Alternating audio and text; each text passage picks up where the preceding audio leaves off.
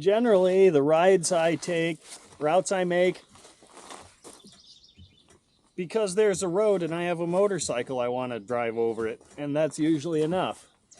So this one has more premise than usual, which means, any premise.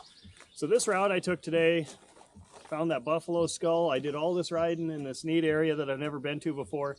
All of this was because I was on the other side of that bridge about a month ago. So I went to see my sister. I was coming back home.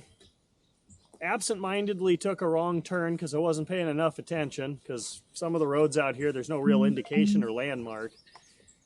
And I saw dead end, minimum maintenance, scenic byway. Daughter was asleep. My son was awake. Hey, Riker, you want to check that out? Yeah. It ends at the other side of this bridge.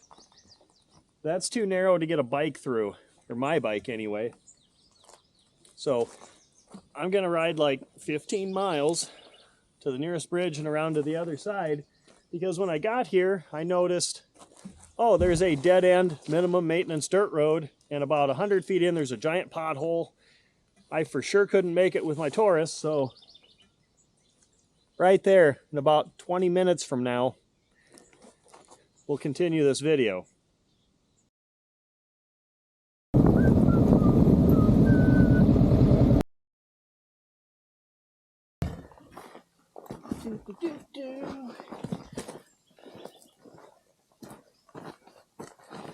And here I am on the other side of the bridge. So I'm going to try out this road, which is, I know it's a dead end. I think it's called Gold Mine Road, something like that, on the maps anyway.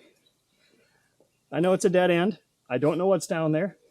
And I rode like 130 miles to get here, and I got like, well, 118 to get back home. All this for what's down that dirt road.